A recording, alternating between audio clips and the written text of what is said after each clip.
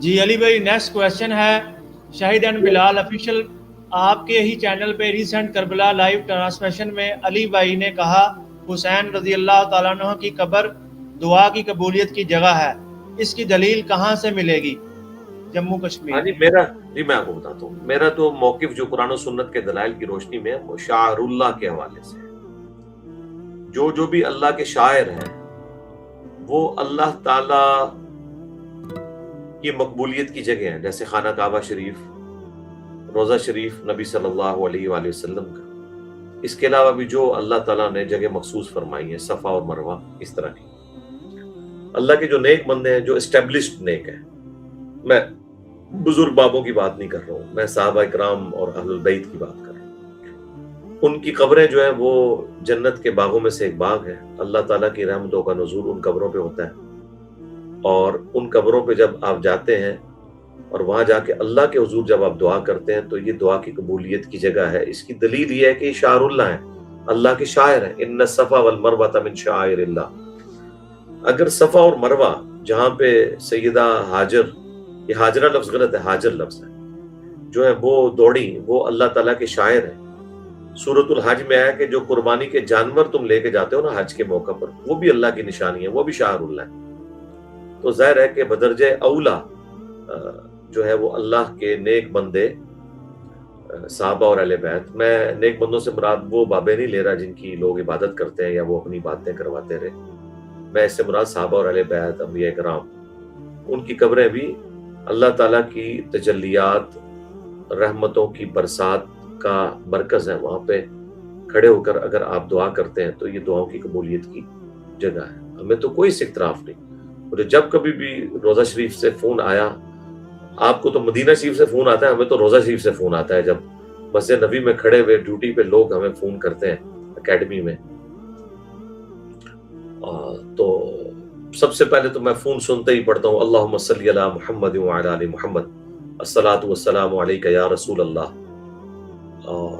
اس کے بعد میں پھر کہتا ہوں کہ آپ روزہ شریف پہ حاضر ہو کر میرے لیے آپ نے دعا کرنی ہے، میرے تمام ٹیم ممبرز کے لیے، میری فیملی کے لیے اور پوری امت کے لیے دعا کرنی ہے، اس دعوت حق کے لیے دعا کرنی ہے، ہمارے ملک پاکستان کے لیے، پورے عالم اسلام کے لیے دعا کرنی ہے۔ ساری دعاؤں کو میں کہتا ہوں، لیکن دعا اللہ سے کرنی ہے، روزہ شریف پہ کھڑے ہو کر دعاؤں کی قبولیت کی جگہ ہے، ظاہر ہے اس لیے ہم وہاں پہ حاضری دے رہے ہوتے ہیں۔ اور یہ چیز سلف کا بھی موقف رہا ہے، اس میں ٹاپ آف لسٹ چلے، میں پہلی دفعہ ہونے یہ بات کر دیتا ہوں، اس کے بعد ایک ہنگامہ تو کھڑا ہوگا لیکن میں اس کی ذمہ داری قبول کرتا ہوں۔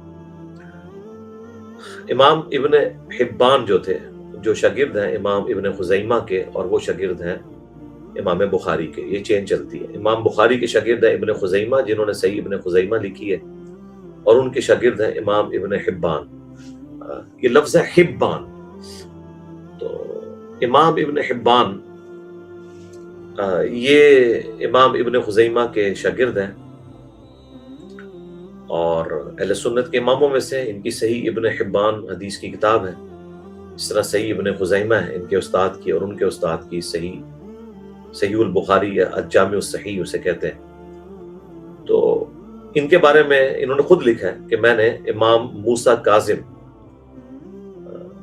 جو امام جعفر علیہ السلام کے بیٹے تھے، اور امام جعفر بیٹے امام باقر کے، اور وہ بیٹے ہیں